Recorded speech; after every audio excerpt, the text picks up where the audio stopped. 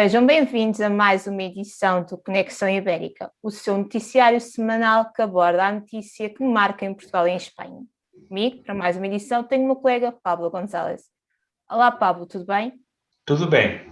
As notícias do dia são? Pues las tres noticias que he escogido son unas declaraciones de Antonio Costa, donde afirma que no tenemos miedo a integrar más las economías ibéricas.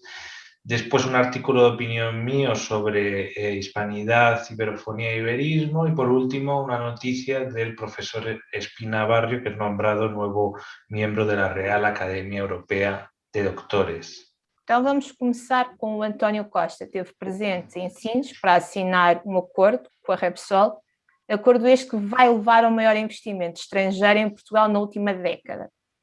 Então, mas António Costa, durante esta reunião, fez um pedido. Que pedido foi esse? Bueno, pues él afirma que la península ibérica tiene que ser vista como un todo y convertirse en un puente entre Europa y el resto del mundo, algo que encaja totalmente con la visión del trapecio y además lo dice desde Sines, con una empresa como Repsol, haciendo una gran inversión de muchos años a medio plazo, ¿no? Realmente es una muestra de confianza de lo que supone Portugal por parte de esta empresa española y de lo que supone esa conexión de Sines con la península y con el mundo. El primer ministro de Portugal ha instado a España a realizar un esfuerzo para que mire a la península ibérica como un conjunto y se redoblen los esfuerzos de integración de ambas economías, ¿no? Y dice que, pues eso, que no hay que tener miedo para unirnos en ese esfuerzo común para integrar más esas economías y que solo esa integración permitirá tener una posición más fuerte en Europa y en el mundo. Por lo que en ese evento ha elogiado a Repsol y lo que supone esa inversión de 657 millones de euros para construir dos fábricas de polímeros que elaborarán productos para sectores estratégicos como la automoción y las industrias farmacéutica o agroalimentaria, ¿no? En ese sentido va también en esa misma sentido, ¿no? De mantener una autonomía estratégica industrial, ¿no? Dentro de Portugal, dentro da Península e dentro da Europa. Agora, tivemos há pouquíssimos dias o Dia da Hispanidade. De que forma é que um iberismo e a iberofonia entram dentro deste conceito mais amplo? Bueno, yo sí que quiero dejar claro que hay una parte que es el debate puramente teórico y después hay otra parte política y hay una parte de actitudes, ¿vale? Y eso lo hemos visto hace poco con Vox, ¿no? Y todas esas polémicas de los mapas, etcétera, ¿no? Lo cierto es que el prefijo Viste a ibérico. resposta que deram em relação ao mapa do Vox? Yo he visto la respuesta de Sega, pero de Vox no la he visto. Que suposto não chega a exigir porquê do tal mapa. A resposta foi que não, que era para demonstrar que a união entre Portugal e Espanha faz com que os dois países sejam mais fortes. Mas, ok, mas não havia só Portugal, havia o Brasil no mapa e as colónias africanas, que já não Sí, são portuguesas. sí. Sí, no, ahí bueno, hay varias cosas. Yo creo que sobre todo lo que enturbia el asunto es que Vox lo hace con una mirada muy unilateral y no contemplando la diversidad que tiene todo ese espacio. E incluso, si nos remitimos al referente histórico de la monarquía hispánica, ¿no? De la monarquía de los Felipes, pues no hubo tampoco una unificación de los reinos. El reino de Portugal se mantuvo con una cierta autonomía bastante considerable, más al principio, menos al final. Dentro, y lo que se unificó fue las coronas, no los reinos. Entonces esas cosas sí que convendría matizarlas bien, ¿no? Y matizarlas también en esos mapas que son un poco dudosos, que yo creo que están Que havia uma reelaborados. unificação dos países europeus e das suas antigas colónias. Sí, sí, sí. Entonces, yo creo que ahí hay un problema de concepción de esa visión que nosotros evidentemente tenemos de total respeto de la lusofonía y que ellos pues no no la tienen, ¿no? En el plano teórico se puede hablar de este asunto, y sin que nadie se ofenda ni nada. Hubo tiempos, lo voy a decir, el término hispano, hubo un tiempo donde tuvo mejor acogida en Portugal y en otros países. Por ejemplo, hispano utiliza Almeida Garrett o lo utiliza Natalia Cogella, hubo un tiempo, o Antonio Sardiña. Hubo un tiempo donde se veía mejor hispano que ibérico, porque el iberismo fue bastante criminalizado al final del siglo XIX. Después cambió las tornas, se ve mejor lo ibérico, lo íbero, que lo hispano. Pero si vamos a la cuestión puramente de dónde viene el término de Iberia y de Hispania, realmente los dos significan de fondo más o menos lo mismo. Lo único que a nivel práctico, por modas conceptuales, por resignificaciones, hoy en día lo hispano realmente no tiene mucho sentido usarlo más allá de lo que es la lengua española. Yo eso sí lo creo honestamente. Pero históricamente sí que se puede analizar que tienen que ver, tienen cosas en común. El iberismo es anterior, del 19, la hispanidad del 20 y la iberofonía ahora del 21. Precisamente la iberofonía lo que viene es a superar esa visión, por así decirlo, unilateral de lo hispano, sino decir, vamos a hacer algo, una alianza, respetando evidentemente todos los países, sin eurocentrismos, sin imperialismos, sin incluso americocentrismos, porque muchas veces está todo centrado en África, en América, y dándole más valor a África. Y tú sabes que nosotros le damos mucho valor a la África lusófona, pues eso quitaría todo tipo de sospechas si, por ejemplo, países de la África lusófona tuvieran algún tipo de iniciativa en ese sentido, siempre respetando las soberanías, etc. ¿Cuál es la idea de fondo de esto? Yo lo digo en el artículo. La idea de fondo es que hay como una macro área cultural panibérica que existe. Y esto se puede verificar tanto en el aspecto del barroco iberoamericano, con una identidad mestiza bastante fuerte que abarca Brasil y toda Hispanoamérica, incluso también la propia España y Portugal. Y después también hay una identidad cultural lingüística iberófona, que es todos esos países que hablan español y portugués y toda esa cultura que está vehiculada en esos circuitos de una lengua y otra, ¿vale? Entonces, pues bueno, a partir de aquí yo creo que sí que sería bueno, respetando a todo el mundo, pues, y con un equilibrio entre las partes, avanzar en ese tipo de alianza, pero evidentemente no en base a darse golpes en el pecho, y desde luego que nada, cosas unilaterales, y desde luego que conociéndonos, y desde luego que reconociendo al diferente, reconociendo todas las culturas y todos los idiomas de ese espacio y promoviéndolas. Y bueno, eso al fin y al cabo desde el trapecio es lo que hacemos al día a día, ¿no? Esas son nuestras gafas donde miramos, ¿no?, al mundo ibérico e intentamos darle valor a los de un lado y los del otro, y que todo el mundo salga beneficiado. Evidentemente ese tipo de debates tal y como surgieron a nosotros no nos hacen daño, porque enturbian el debate y enturbian los conceptos que no deberían ser tan difíciles de entender. Não é a primeira vez que o Vox faz a mesma coisa. Ya. No, y bueno, que casi es inevitable porque está dentro de su ADN, por así decirlo. Ok, vamos sair do Vox e vamos para uma notícia melhor, vá. Então, temos um novo membro da Real Academia Europeia de Doutores. Já disseste quem era, mas então, repete lá para quem não viu o início. Bueno, esto es interesante, pues un reconocimiento a Ángel Espinabarrio. Me consta que él nos lee, nos sigue.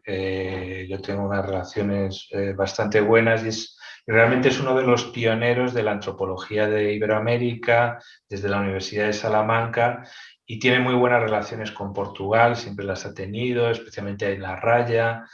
Y bueno, es un reconocimiento a su trayectoria. Es profesor del Departamento de Psicología Social y Antropología de la Universidad de Salamanca, y ha sido elegido, como has dicho, como académico correspondiente de la Real Academia Europea de Doctores. lo que supone pues un reconocimiento a los programas de antropología de Iberoamérica de la Universidad de Salamanca y al papel de este profesor como puente con Portugal, Brasil e Hispanoamérica. Es autor de numerosas publicaciones en editoriales españolas, hispanoamericanas, brasileñas, chinas, además de director de cerca de una treintena de congresos internacionales, redes internacionales universitarias y programas conjuntos de posgrado y postdoctorado centrados en el estudio de las culturas de la península ibérica e Iberoamérica, claro está, incluyendo Brasil y Portugal. Y Espina Barrio es uno de los profesores puente entre esa Universidad de Salamanca y las universidades iberoamericanas y referente de esas relaciones. Por ejemplo, tiene muy buenas relaciones con instituciones en Pernambuco, en Río Grande do Sul, en caso de Colombia, en Medellín, y también en Portugal, en Fundão, que en próximo marzo habrá allí un congreso de antropología de Iberoamérica. ¿Vale? La Real Academia Europea de Doctores existe desde 1914 y su sede es en Barcelona y viene desde hace unos años pues renovándose para tener una mayor proyección internacional e incluyendo dentro de sus miembros pues a personalidades de reconocido prestigio. Bueno, hasta aquí han sido mis 3 temas. ¿Cuáles han sido los tuyos, Andrea? Bem, então as notícias da semana são o lançamento do primeiro livro de Saramago em espanhol, a Assembleia Parlamentar da ONU, ou da NATO neste caso, que aconteceu aqui em Lisboa, e o Orçamento de Estado português, que ainda não foi aprovado, mas está a deixar os produtores de bebidas espirituosas meio chateados. Bien, pues vamos con la primera, muy interesante, ¿no? Esta primera novela, porque creo recordar que hubo una distancia de varias décadas, ¿no? Hasta que él se hizo escritor realmente, o cuando se hizo famoso ya de viejo, ¿no? Ya Exacto. bastante edad. Y han recuperado, claro, sobre todo, ¿no? Yo imagino que están recuperando lo que no se ha publicado y, entre otras cosas, faltaba publicar en español su primera novela, que decimos en español, romance en português. Cuéntanos. Bem, então, o primeiro romance de José Saramago tem o nome de Terra do Pecado, foi escrito em 1947, no ano em que nasceu a sua única filha, a Violante. E só que este livro, o primeiro de uma carreira longínqua que Saramago teve e que deu origem até ao momento ao único prémio Nobel de Literatura em português, nunca tinha sido publicado, tinha sido já vendido em Espanha, mas sempre ou em português ou noutra língua qualquer, nunca em espanhol. Então, para marcar também o início das comemorações do centenário do famoso escritor, foi já publicado, entretanto, este livro em espanhol. Temos uma alteração no nome, passa de Terra do Pecado em português para La Viuda. Então este livro fala sobre a história de uma viúva, a Maria Leonor, que era mãe de 2 filhos, só que sem um marido. Estamos na década de 40 em Portugal, ditadura. Ela era uma ribatejana, dona de uma propriedade, é obrigada a gerir sozinha aquela propriedade. As mulheres não tinham cargos de comando. Depois de uma depressão, isto é uma pequena sinopse, depois de uma depressão ela assume o controle da sua vida, tanto da sua vida familiar como dos negócios que o marido lhe deixou. Só que no meio disto tudo, ela era uma jovem viúva e que queria continuar a viver e a ser feliz. Começamos assim uma personagem feminina forte, que é algo que, se formos ver todos os livros que Saramago escreveu ao longo da sua vida, esta personagem feminina forte é repetida em todos os livros. Bem, mas para além deste novo lançamento em espanhol, não vai ser o único. Outros livros, alguns meio escondidos, outros vão ganhar novas edições, fazem parte da comemoração deste centenário. Mas para além deste novo livro, vamos ter também um conjunto de conferências organizadas pelo escritor argentino Alberto Manguel. Vamos ter no dia da comemoração dos 99 anos e dos 100 anos, ou seja, dia 16 de novembro de 2021, já não falta muito, e 2022 vamos ter uma leitura simultânea nas escolas. Já no dia 16 de novembro vai ser de um conto infantil, dos poucos, porque Saramago não escreveu também escreveu para crianças, mas não escreveu muito. Então vai ser a leitura do conto A Maior Flor do Mundo. E para o próximo ano, na data dos 100 anos, na grande data, vamos ter uma leitura em simultâneo de 2 grandes obras, uma que é dada em todas as escolas do país, todos os jovens portugueses são obrigados a ler, a bem ou a mal, o Memorial do Convento, e outro livro também muito bom, que é O Ano da Morte, do Ricardo Reis. Muy bien, estaremos muy atentos a todo ese centenario de José Saramago, un referente para nosotros. Y bueno, se ha producido la Asamblea Parlamentaria de la OTAN. Exato. Cuéntanos. Então, em Lisboa tivemos a Assembleia Parlamentar da OTAN ou da NATO. Sim, seria mais lógica seria dizermos OTAN, mas os portugueses têm um bocado a mania de, neste caso, dizer a expressão em inglês.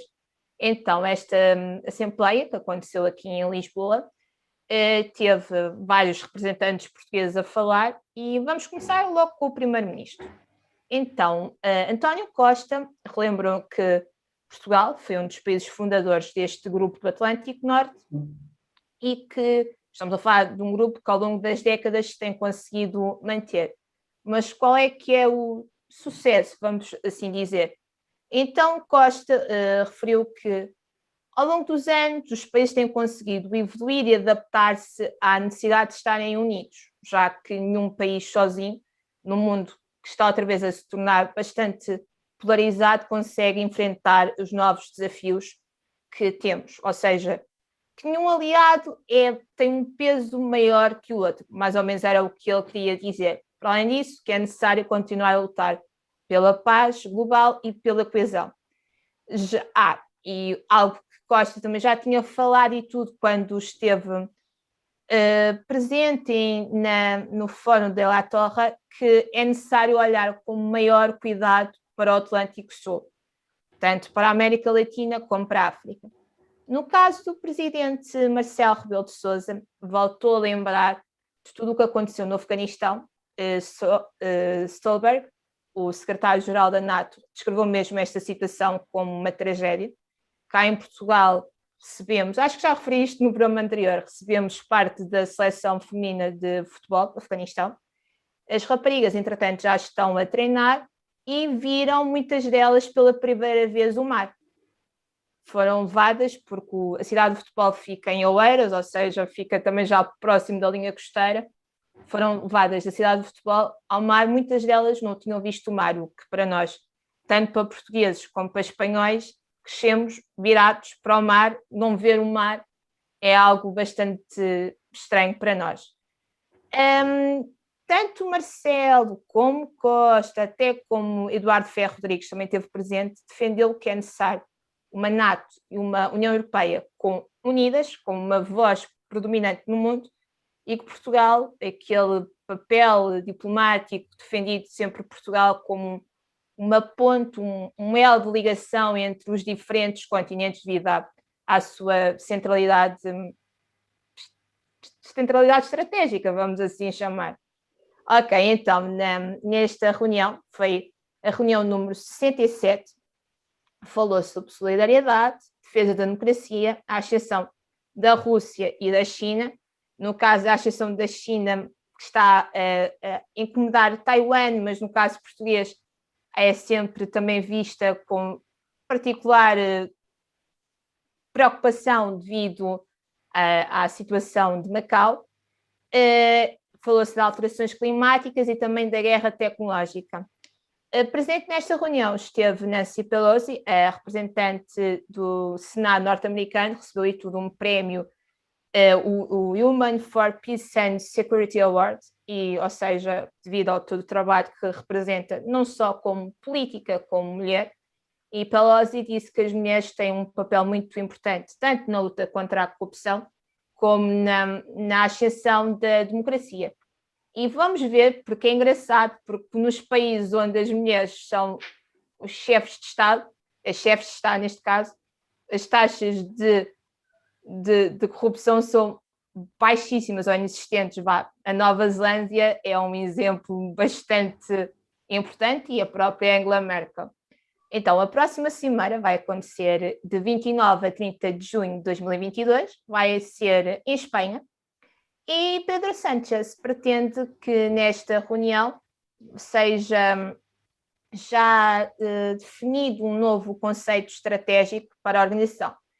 E muitos dos pontos foram falados em Lisboa vão ser transpostos para esse documento que se pretende que saia dessa reunião, que vai marcar também os 40 anos da entrada da Espanha para a OTAN.